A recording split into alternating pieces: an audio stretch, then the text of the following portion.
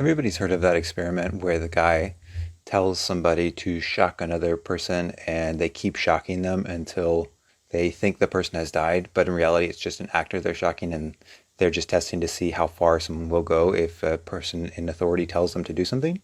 It's called the Milgram experiment. And when I was doing research into the Stanford prison experiment, I heard that it was debunked. So I'm going to look into it.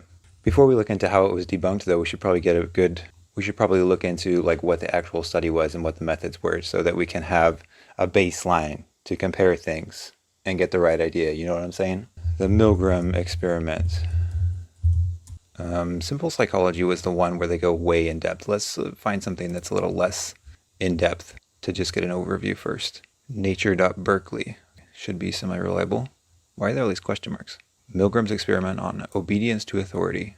All right, Milgram thinks people obey either out of fear or desire to appear cooperative, even when acting against their own better judgment. Classic experiment shows people's reluctance to confront those who abuse power. He recruited subjects from various walks of life. The respondents were told the experiment would study the effects of punishment on learning ability. Okay, so this is his cover. They were offered a token of cash award for participating. Although respondents thought they had an equal chance of playing the role of student or teacher, the process was rigged, so all the respondents ended up playing the teacher. So the learner was an actor working as a cohort.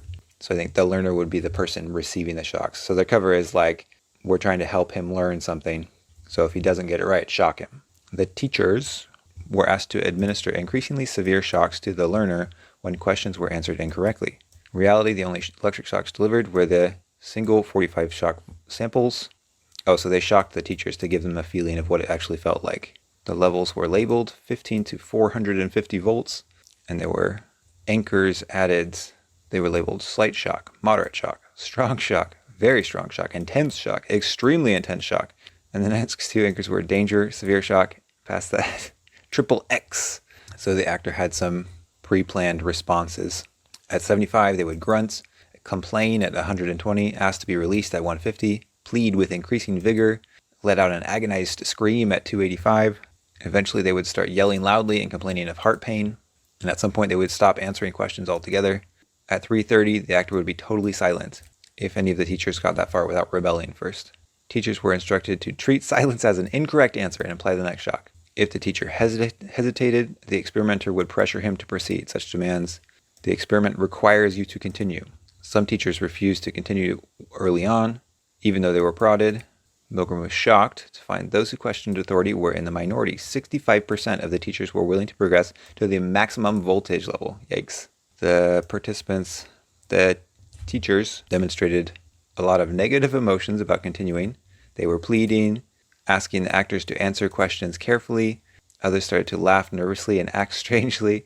Some subjects appeared cold, hopeless, somber, or arrogant. Some people thought they had killed the learner, still continued obeying. One man just kept saying to himself, it's got to go on, it's got to go on. So Milgram did a bunch of different experiments or variations of this. In one, the learner was not only visible, but the teachers were asked to force the learner's hand to the shock plate so they could deliver the punishment. So they've got their hand on their wrist, I guess. What does it mean they were not only visible? Were they not visible initially? Less obedience was extracted from subjects in this case. Yeah, I can imagine. In another variety, teachers were instructed to apply whatever voltage they desired. Teachers averaged around 83 volts, and only 2.5% of participants went the full volts. Jeez, that means they chose that. Shows the participants were good, average people, not evil individuals. They obeyed only under coercion. More submission was elicited from teachers when the authority figure was in close proximity. Teachers felt they could pass on responsibility to others. Experiments took place under the auspices of recognized or respected organization. Participants were debriefed after the experiment and showed much relief at finding they had not harmed the student. One person cried, seeing them alive. So there was some different categories of the subjects. Some people obeyed but justified themselves, blamed the experimenter for what happened, or transferred blame to the learner. He was stupid and stubborn and deserved to be shocked. Yikes. Some people obeyed but blamed themselves. They were harsh on themselves, and some people rebelled outright. These people called for the protection of the learner over the needs of the experimenter. Some of these individuals felt they were accountable to a higher authority. All right, and they reference the actual experiment. Let's see if we can just search this up. I'm not seeing it. Milgram Obedience Study, original paper. Let's look for PDF. Let's try this one.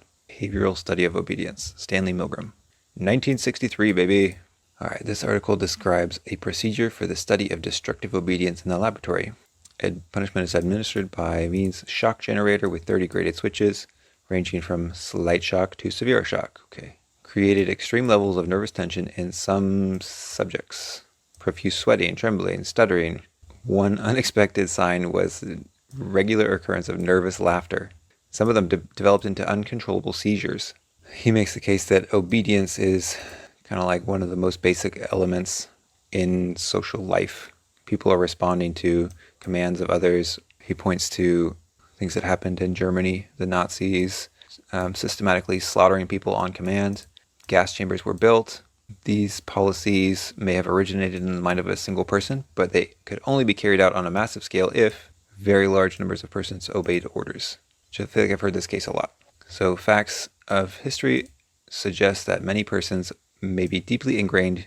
Obedience may be a deeply ingrained behavior tendency, an impulse that overrides training in ethics, sympathy, and moral conduct. And this guy's quote, C.P. Snow, in the name of obedience, German officers were party to and assisted in the most wicked large-scale actions in the history of the world.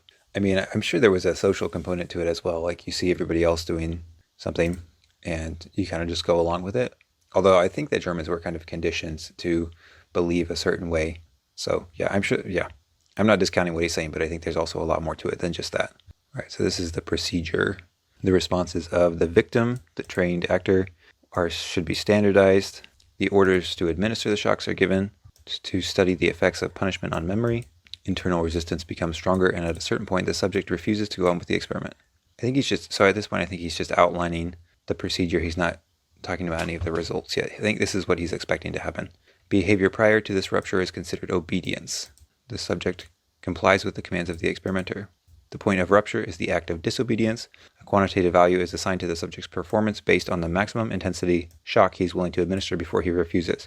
Therefore, the degree of obedience may be specified with a numerical value. The crux of the study is to systematically vary the factors believed to alter the degree of obedience to the experimental commands. The problem, therefore, is not one of designing increasingly more numerous experimental conditions, but of selecting those that best illuminate the process of obedience from this socio-psychological standpoint. Here's a table showing the participants. It looks like there was 40... How many participants were there?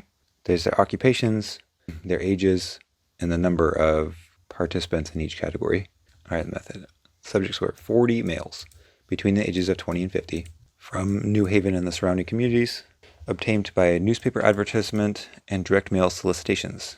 Participants believed they were in a study of memory and learning at Yale University. A wide range of occupations is represented. Typical subjects were postal clerks, high school teachers, salesmen, engineers, and laborers. They ranged in educational levels from ones who had not finished elementary school to those who had doctorates and professional degrees. They were paid $4.50 for their participation in the experiment. What's $4.50 in today's money? In 1963 to 2025. Inflation calculator. $46. So they paid $46 a day, or for their participation. Nice little chunk. Subjects were told that payment was simply for coming to the laboratory and the money was theirs no matter what happened. Experiment conducted in the Elegant Interaction Laboratory. So this detail is relevant to the perceived legitimacy of the experiment. In further variations, the experiment was disassociated from the university with consequences of performance. Okay, so he's saying like the building, the location matters. The role of the experimenter was played by a 31-year-old high school teacher of biology. His manner was impassive and his appearance somewhat stern throughout the experiment. He was dressed in a gray technician's coat. The victim was played by a 47-year-old accountant trained for the role.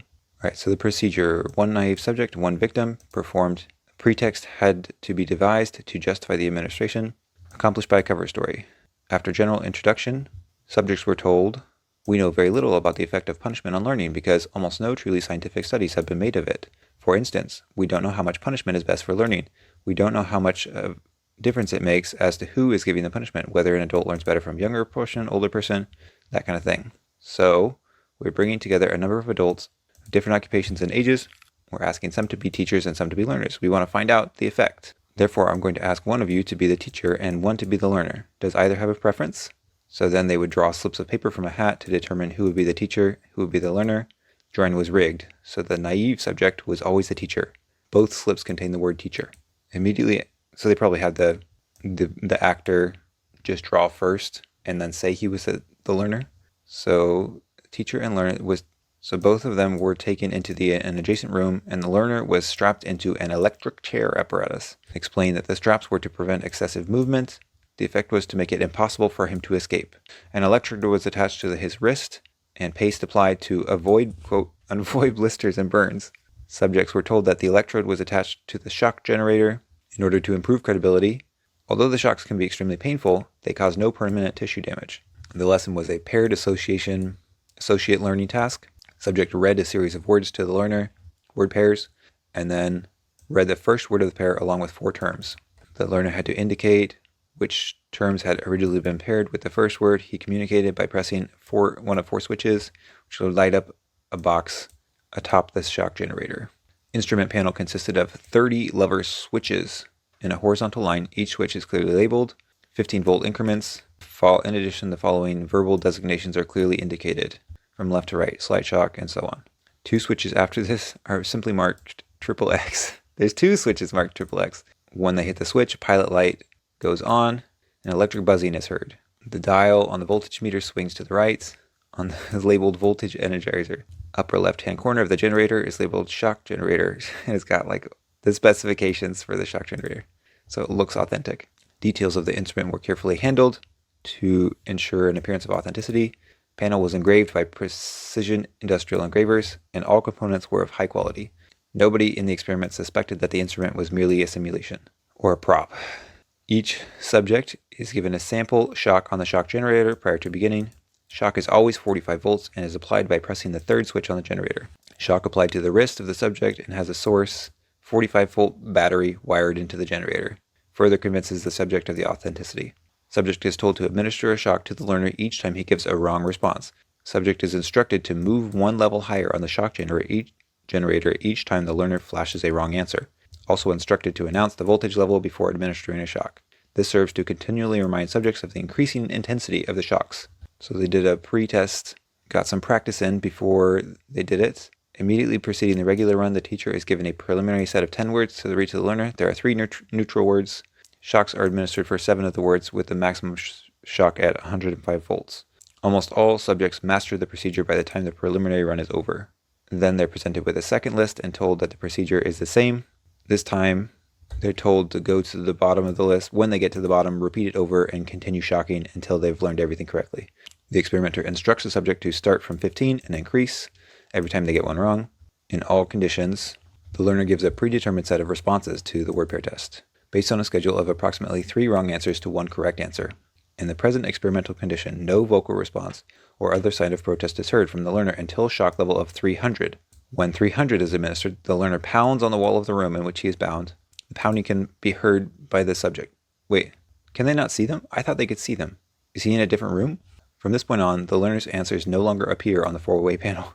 At this juncture, subjects ordinarily turn to the experimenter for guidance. The experimenter instructs the subject to treat the absence of a response as a wrong answer and to shock the subject according to the usual schedule. Allow 5 to 10 seconds before considering no response as a wrong answer. Increase the shock level. Learner's pounding is repeated after 3:15. Afterwards, he is not heard from, and he doesn't give any answers on the 4-way signal. At various points, the experimenter or the subject may turn and ask for advice.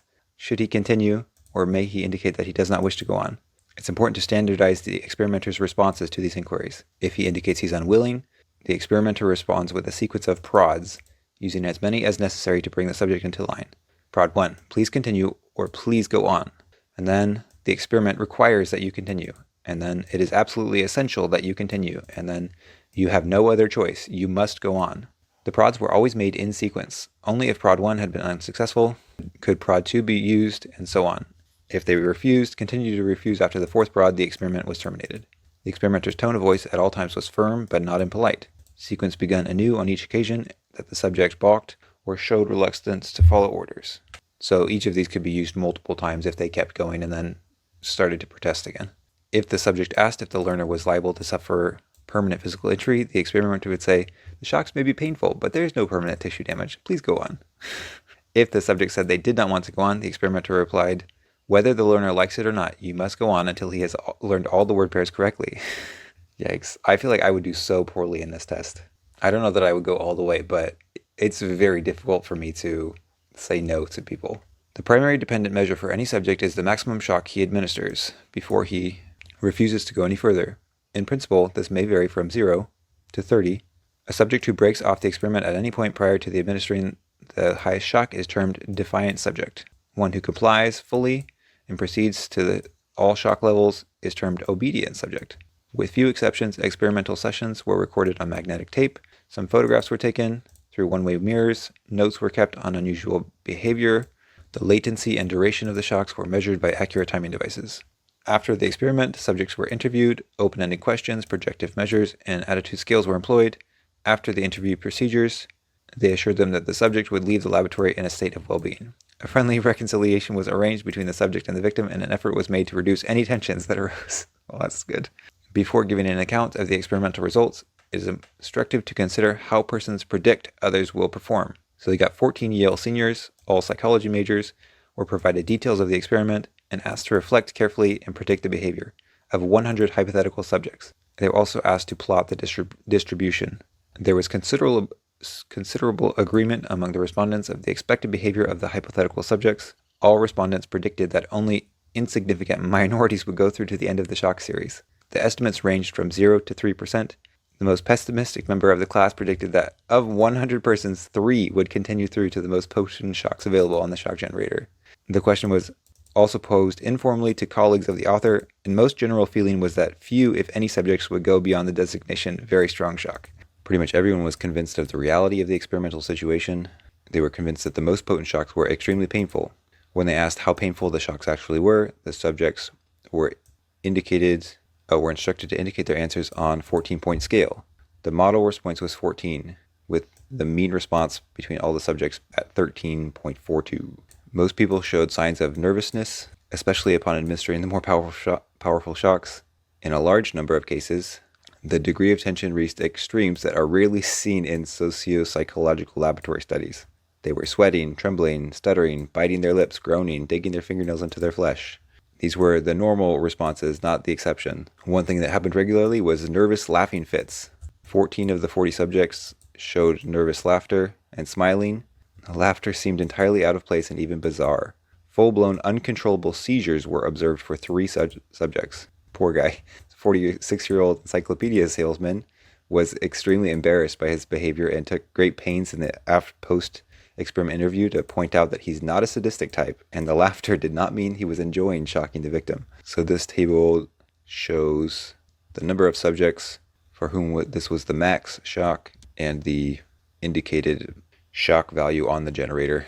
Basically, no one stopped early in the beginning. Up to 300 volts is where they first started stopping or refusing to go on.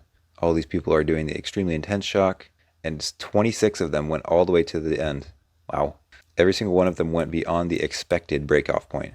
Of the 40 subjects, 5 refused to obey the experimental commands beyond the 300. So he explains those chart results. Some things the people said while they were shocking them. I think he's trying to communicate. He's knocking. It's not fair to shock the guy. These are terrific volts. I don't think it's very humane. I can't go on with this. It's not right. It's a hell of an experiment. He's banging in there. I'm going to chicken out. I can't do that to a man. You take your check. No, really, I couldn't do it. Subjects frequently in a highly verbally agitated and even angered state. Sometimes they wouldn't really protest that much verbally, but they would just get up from their chair and indicate that they wished to leave. Obedient subjects often continued to administer shocks under extreme duress or extreme stress. A lot of the time the displayed fear was in those that kept going was similar to those who defied the experimenter, but they still kept going. Most of them heaved large sighs of relief and mopped their brows or nervously fumbled cigarettes. Some of them displayed only minimal signs of tension from beginning to end. Milgram points out it's interesting that all the subjects learned from childhood that it's a fundamental branch of moral conduct to hurt another person against his will, yet 26 of them abandoned this tenet in the face of an authority who had no special powers to enforce his commands. To disobey would bring no material loss to the subject, and many were acting against their own values. Most people expressed deep disapproval of shocking a man in the face of his objections, and another denounced it as stupid and senseless. The people watching through the one-way mirror were often very surprised, and uttered expressions of disbelief upon seeing a subject administer more powerful shocks. It was conjectured that a subject might simply break off or continue as his conscience dictated, except for they were under tension and an emotional strain the whole time. One person noted he observed a mature businessman enter the laboratory smiling and confident. Within 20 minutes, he was reduced to a twitching, stuttering wreck, rapidly approaching a point of nervous collapse. So he thinks that these points will explain why there was such a high amount of obedience, or be factors in why the experiment was sponsored by and takes place on Yale University. People usually assume that Yale scientists are competent and reputable, and the background authority is being studied by a series of experiments outside of New Haven without any visible ties to the university. So they told the subjects that they were trying to do an experiment to advance knowledge about learning and memory. So obedience occurs not as an end in itself, but as an instrumental element in a situation. So they think that the subjects might be thinking in their brain that they don't understand the full significance of what they're doing, but the experimenter does. So maybe the experimenter has more information about the situation than they do, and that's why they obey. They think to themselves, oh, the victim has voluntarily submitted to the authority of the system and the experimenter. It's not like they're an unwilling captive. He took the trouble to come to the laboratory on his own. Now that he has kind of changed his mind and become an involuntary subject, it doesn't alter the fact that he initially consented to participate. So this is another thing that maybe the subject is thinking in their brain while they're shocking them. And they're also thinking maybe about themselves. They entered the experiment voluntarily, and now that they're there voluntarily, they are under obligation to continue aiding the experimenter for science. He made a commitment. Some things might strengthen his sense of obligation, like he's been paid.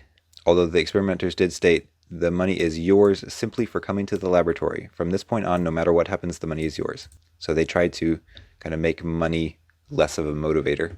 Or from the subject standpoint, the fact that he is the teacher and the other man the learner is purely a chance coincidence. And he, the subject, ran the same risk as the other man in being assigned the role of the learner. So because they think that it was the means by which the two of them were assigned their different roles was fair, that the person getting shocked doesn't have any basis to complain. So the subject doesn't really know a lot about what the psychologist's motives are or what their actual expectations are. Also, there's nobody else in the room for them to discuss things with and get a second opinion. The subjects they might be thinking they were assured that the shocks would be painful but not dangerous. So they assume that maybe the discomfort they're causing is momentary and not permanent or lasting, while the scientific gains resulting from the study are enduring for science.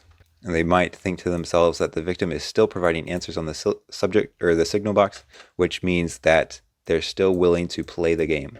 They're still voluntarily contributing to the experiment, even though they're protesting. So also maybe the subject is placed in a role of competing demands. He can either listen to the experimenter or the victim, and the conflict must be resolved by meeting the demands of one or the other. So the subject is being forced into a public conflict that does not permit any halfway answer. Either you completely defy the experimenter or you completely shock the victim, which would make it difficult to push back. The demands of the experimenter carry the weight of scientific authority, and the demands of the victim are his own personal experience of pain and suffering. The two claims might not be regarded as equally pressing or legitimate. The experimenter seeks an abstract scientific datum, and the victim is crying out for relief from physical suffering. Which is also things that the experiment doesn't give them time for reflection. He keeps on pushing him. It's only minutes after the subject has been seated before the shock generator that he begins to protest. It all happens very fast, and there's not a lot of time for them to think about what they're doing or let the tension build up. So there's two main things that are deeply ingrained in people: the disposition not to harm other people and the tendency to obey those who we perceive to be a legitimate authority. And that's the end of the paper. These are references. Okay, I want to see some footage of this. Let's see some real life things. YouTube, the Milgram experiment, original, the Milgram experiment. So this would be the experimenter, and this would be the person being shocked and the subject of the study. So here's the switches. There's demonstrating how to push the switch down. All subjects are given identical instructions and the sample shock. So here he's priming him and getting him ready for being shocked, getting the sample test shock. Boom, he shocked him. And now he wants him to kind of guess how many voltage. Here's the signal box that the answers will pop up on. The victim was an accomplice of the experimenter. The drawer drawing was rigged so that the naive subject was always the teacher and the accomplice always became learner. I think this is this is an interview with grad students, the psychology students who were asked to guess. Well, personally, I think if you get one or two, you'd be One or two, you'd be lucky. under 65 volts and fully. Oh, so here he is actually shocking the guy. Under 65 volts. Nine. And there's yelling to be let out. Air conditioner. Want to go? Just continue. Sharp. Axe, needle, stick, blade. That's wrong. What's 180 volts? Please continue. Needle, you're going to get a shock. 180 volts. Stand it. I'm not hollering. I said before, the shocks may be painful. Yeah, not dangerous. They're hollering. You can't stand it. What if something happens? The experiment requires you. I'm not going to get that man sick there. I mean, he's hollering. You know what I mean? Whether the learner likes it or not, we must go on until he learns all the words. There's the prompts. He's prodding him. The scripted prods. They're hollering. It's absolutely essential. There's too many left here. And I mean, geez, it's wrong here. There's too many of them left. I mean, who's going to take the responsibility if anything happens to that gentleman? I'm responsible. Continue. Was that one of the prods? Slow. Wrong. Answer his neck. 300 volts. 300. Continue. The next word is green. Jeez, he put up so much of a protest and now he's just going along with it. If the learner doesn't answer in a reasonable time, about 4 or 5 seconds, the answer wrong, and follow the same procedures, you have a wrong answer. Say wrong, tell them to read the correct answer. Continue. There's a man there. Nice one. Gold, dollar, necklace, moon, paint. Get on him, sir. You're nothing. Please continue. Go on. Do you accept all responsibility? You're responsible. Grave, woman, soldier, dog, horse. That's a pretty clear example of he's trying to defer the responsibility. Woman, 450 volts. I continue using the last switch. Continue. I'm not getting no answer. Jeez. We started the Jeez, he's still going. Keep giving him shots. I don't like that one bit. What's happened that I fall in there? I feel all right, but I don't like what's happened that I fall in there. He's been howling and we had to keep giving him shots. I don't like that one bit. I mean, he wanted to get out and he just kept going, kept throwing 450 volts. I don't like that. Wouldn't even look at him. I'm not 100 overall. The individual of these persons, to results in nature as I observe them in the laboratory, are disturbing. Quality and intuition of people do functions. Study. Man can only one hand command. Oh, so here's a shot of them having to hold their hand down to the plate, to the shock plate. And that's the end. Wild stuff. Okay, let me go back to that simple psychology thing because they're going to give a lot of detailed stuff. Probably a lot more information about other things that happened. Here's the experiment. Backgrounds, aim, sample. I think we already went through this stuff pretty thoroughly through the real one. So here's like we saw in the video, the experimenter sitting there. There's the subject with the switches, and there is the guy pretending to get shocked. There's the little switchboard, and the switches, slight shock, moderate shock, strong shock, very strong shock, intense shock, and so on. There's that guy we saw in the video with his little shock thing on his wrist. Here are the different prods, the results, conclusion. Okay, so Milgram's agency theory, let's see. Here we go. So there's some variations of this experiment that was done. The uniform affected things. So the lab coat served as a crucial symbol. He did this experiment again, but the experimenter was called away because of the phone right at the start. And so the role of the experimenter was then taken over by an ordinary member of the public in everyday clothes, and the obedience level dropped to 20%. I feel like that's a little strange, though. Why wouldn't they have just, like, if they had the person who came in be like someone they had seen and anticipated being like a scientist, but who was just not wearing a lab coat, I feel like that would be different. But if you just get some random Joe off the street and it seems like they don't know what they're doing, they're just kind of going through the motions, I feel like that would be a lot different. More different than just a lab coat warrants. Anyways, they changed the location. This study was unpublished though. I wonder why. 47.5% obedience. So originally they did it in Yale. This time they did it in a set of offices in a rundown building. Rates dropped to 47.5%. Suggests the status of location affects obedience. Because the rundown offices are less prestigious, it's easier to abandon the belief in the experimenter's essential decency. Or the two-teacher condition. 92% obedience, yikes. Oh, so they were not the one pressing the switch. They were telling somebody else to press the switch. So if they were the ones saying, like if there was an experimenter in the room and the subjects were saying, hey, you press the switch now to give him 300 volts. It was much easier for them to justify shocking to the maximum. The touch proximity. Here's where they had to force the learner's hand down onto the shock plate. There he is, like holding his hand down. They were more able to more clearly perceive the harm they were causing and reduced obedience to 30%. Yeah, I believe it. Social support, only 10%. So in this set, there are 3 teachers in the room, 3 people shocking, 3 people giving the shocks, and all 3 are taking turns. Early in the session, the 2 other people refuse to continue, and with these other people refusing, the real participant has a clear social support to defy, which changed it to 10%. Yeah, I believe it. Contradictory authorities. Another included 2 experimenters issuing conflicting commands. So one experimenter is saying, you have to keep going, and the other is saying, I don't know about this, maybe we shouldn't do this. 0% continued to the end in this one. Absent experimenter. If the experimenter was in another room giving the instructions by telephone, the obedience fell. A lot of people cheated or missed out on shocks or gave less voltage than ordered. So the authority figure being directly present was a big influence as well. Ooh, juicy. Recent scholarship using archival records shows Milgram's account of standardizing the procedure was misleading. He published a list of standardized prods, and Milgram said these were delivered uniformly in a firm but polite tone. But if you listen to the audio tapes, there was a lot of variation from the published protocol. Prods were definitely different across trial. I think we heard that in the video. He said something about he was going to take responsibility, and that was not one of the prods. It's not the point that he did poor science, but that the archival materials reveal the limitation of textbook accounts of standardized procedure. The fuller actual picture is messier than the official story. It shows how scientific reporting can polish findings in a way that strays from less tidy reality. So it looks like Milgram likes to present himself as a empirically grounded scientist compared to philosophers, saying that he systematically varied factors to alter obedience rates. But the messy archival records show that that's not quite the case. A lot of the experiments were improvising coercive prods beyond supposed script. This off-scripted prodding was especially prevalent with female participants. When were the female participants added? I thought it was all males. Prods were often combined or modified, so there wasn't a lot of variety, I think they're saying. They were conducted in laboratory-type conditions. What does this tell us about real-life situations? Real-life situations are far more subtle. This sort of situation would be much more suited to a military context. Yeah, I believe it. Like a drone pilot, I feel like.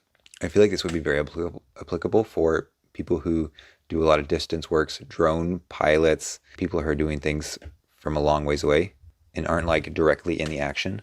Wait, what? It's more truthful to say that only half of the people who undertook the experiment fully believed it was real, and of those 2/3 disobeyed. Where is he getting that? This guy suggests that the participants might not have believed the experimental setup and knew the learner wasn't receiving electrical. Where are they getting that from? His sample was biased. Do these findings transfer to females? This is saying that study was all males. Did it not just say that there was female participants? I'm so confused. It might not have been a great sample size because they self-selected. They selected themselves because they responded to the newspaper ad. They have volunteer personalities that not everybody might have. Out of all the experiments he did, 636 participants were tested in 18 separate experiments. I feel like that's a reasonably representative of a typical American town. All this was done in the 60s, which I feel like culture, just the way people reacted and behaved, was a lot different back then.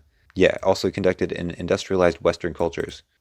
Should be cautious before concluding it's a universal trait of human behavior. Agreed.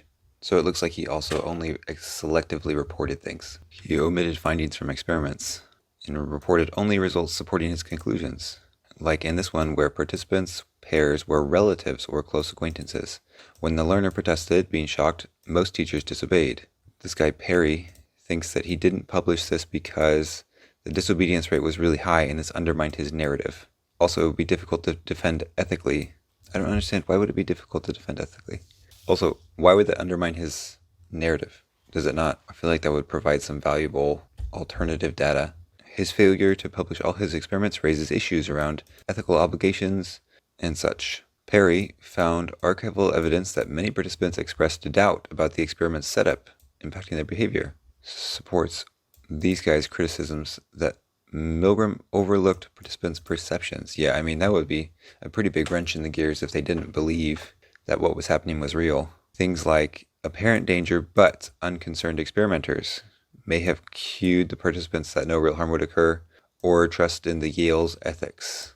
Milgram didn't publish his assistant's analysis that showed that participants' skepticism correlated with disobedience rates and varied by conditions. Wait, what? Obedient participants were more skeptical that the learner was harmed. I'm confused. Oh, so he's saying that the more willing they were to shock you, the less likely they were to believe that you were actually getting hurt. Archival evidence makes Milgram's study a contentious classic with questionable methods and conclusions. So Milgram compares his findings to the Holocaust. A lot of the Nazis were just following orders. A lot of people think that's an oversimplification, though, which I agree with. The participants in Milgram's study were told there would be no lasting harm, explicitly. The authority figure was visibly supervising the session. By contrast, the Nazis were keenly aware that they were killing or harming actual people. They were saturated with propaganda, often faced severe consequences for disobedience. So Milgram's work shows how ordinary people might respond in ordinary situations, but things like the Holocaust have a lot more complex things going on. So originally Milgram's findings made it seem like people will just blindly obey an authority figure, but these guys, Alexander Haslam and Stephen Riker, which I'm pretty sure are the same guys who did the BBC prison study that was like a response to the Stanford prison experiment, proposed an engaged followership model, which underscores the role of group identity and the belief in the leader's cause. So it seems like the people were more likely to obey if they believed they were contributing to a worthy scientific cause. So prods like the experiment requires you to continue were actually more effective than direct commands. You have no other choice, you must go on. So people felt like they were aiding in scientific inquiry. In real life, people tend to comply with leaders whose goals they find legitimate and meaningful, or if they feel like the person's goals will increase their wealth in some way, if they'll get paid. I feel like that's also a strong motivator. So there's also questions about the people who, a lot of people complied, but quite a few people didn't. So why did they resist? What was different about those people who resisted? Some of those people drew on personal moral convictions. It looks like there might be a correlation between obedience and personality measures such as authoritarianism or empathy. People higher in authoritarian traits may be more inclined to follow harmful orders. Ethical issues. Man, this is a long paper. I think I'm just going to start going through these quickly. Consent. Nobody gave consent to take part in the study. Well, I kind of take issue with this, though, because they did give consent just because they didn't know exactly what was going to happen. I don't know. Maybe it's unethical, but I feel like it's a very slight breach of ethics, especially if the research you're going to do is useful and effective and it's not going to cause any lasting damage. Participants were deceived. The potential to cause psychological harm was there. Many of the participants were visibly distressed, so not great as a way to protect the well-being of the patient or the subjects. But there was a debrief after, which I feel like that kind of evens things out a bit, right? The right to withdrawal is a sticky ethical issue in this experiment. Yeah, I mean, I'm kind of with Milgram on this. The study was about obedience, so you kind of have to give orders. I mean, just like in the Stanford prison experiment, they probably weren't going to physically grab them and make them stay, but the experiment kind of requires that the people stay there. So, what are you going to do? Just be like, oh, you want to leave? Sure, go ahead and go. Ooh, Replications. Berger in 2009. So this guy screened out high-risk individuals, repeatedly reminded participants they could withdraw, and stopped at 150 volts. So this guy felt like because so many of them went over 150 volts, you could still stop there and give a valid estimate of overall obedience. I feel like that's a little ridiculous, though, because the whole point is that they're doing something that's harmful. If it's not harmful at 150 volts, then it makes no sense to do it, right? Thomas Blast tried one, or it looks like he was just analyzing the different studies that happened. French reality TV, Game of Death, they turned it into a high-stakes game show. 80% of participants delivered what they believed were potentially fatal shocks under the influence of a television host and cheering audience. Wow. The Polish did the same thing, lower voltage shocks, but a similar structure. I'll have to look that up in a second. Game of Death. Let's look into that in a second. Many replications also considered gender differences. When did he do studies with women? I'm pretty sure in this paper it said that, I'm pretty sure this is the second time it said that there was women involved, but then it also in this paper it said that they were all male. What the heck? So these guys also did the experiment with women? Alright, looks like that's the end. These are references.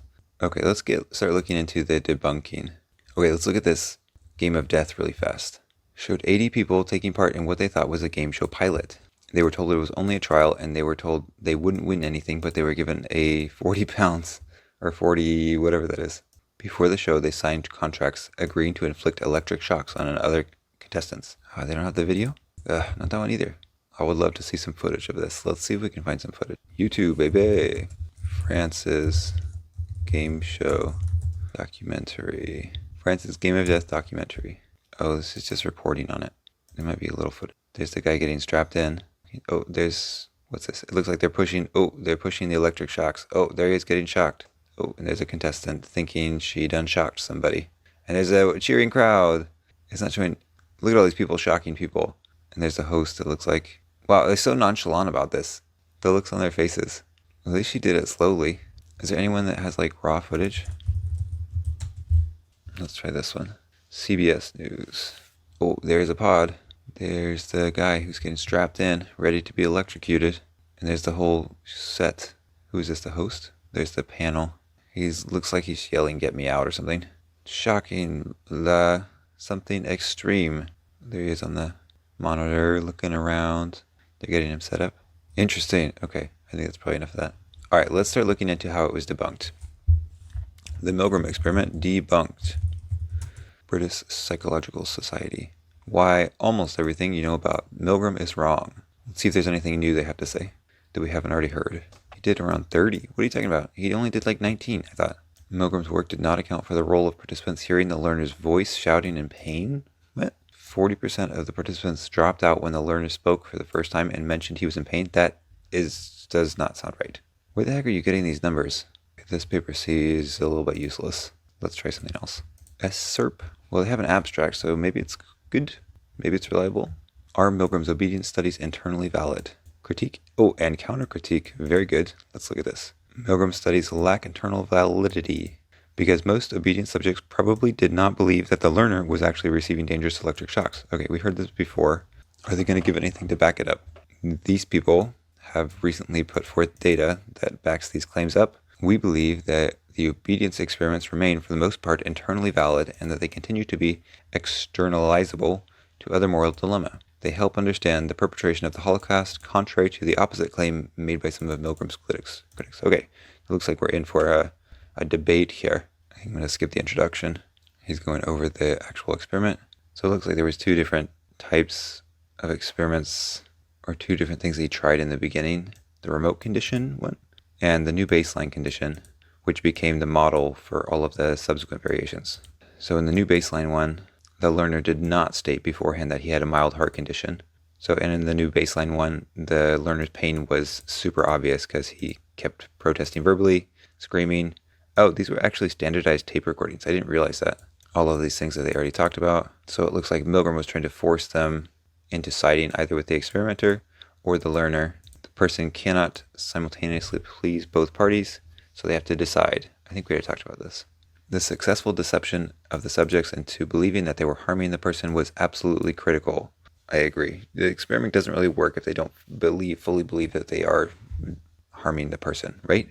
If they didn't believe there was any real harm, they would not have been conflicted over whether or not they should continue. If critics could show that Milgram's basic procedure failed to successfully deceive people, he could no longer generalize his results beyond the confines of the laboratory. Yes, I think I would agree with that. Orn and Holland. The first methodological critique. They argue his attempts at deception failed because they were at Yale University, which is prestigious, and they would not have allowed the learner to be exposed to such danger.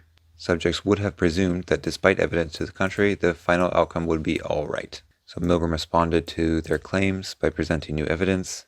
He said that 56.1 and 24% of subjects... Wait, what? 56% and 24%. Oh, in post-experimental interviews, believed that they were fully and probably believed that they were real, respectively. Why would you word this sentence like that? What the heck? Milgram was convinced most subjects, at least 80%, were sufficiently deceived. So if the subjects knew the shocks were fake, why did they decline the opportunity to experience the 450 volts? So Milgram is responding to these guys, saying that because it sounds like these guys suggested that the subjects were only feigning, sweating, trembling, and stuttering to please the experimenter, and Milgram thinks that's pathetically detached from reality. Okay, we got a cat fight here, people. Equivalent to hemophiliacs bleeding to keep their physicians busy. If you read the verbal transcripts, it's hard to believe the behavior was put on. We're into the 70s and 80s now. This guy's research is supporting these guys' research. So he replicated the studies using role-playing, which enabled him to avoid the potentially unethical use of deception. How, though? So he told the subjects that the learner was an actor and the shocks were not real, and they were to pretend the experiment was real. So this guy's arguing, I'm not sure what his study revealed, but this guy's arguing that Milgram subjects were stressed not because they were confronting a moral dilemma or trying to say no to an authority figure, but because of their exposure to an ambiguous situation in which the information coming from the experimenter and the learner was contradictory. So it looks like the shocks are harmful, but the experimenter is calm, but the learner is screaming in agony, right?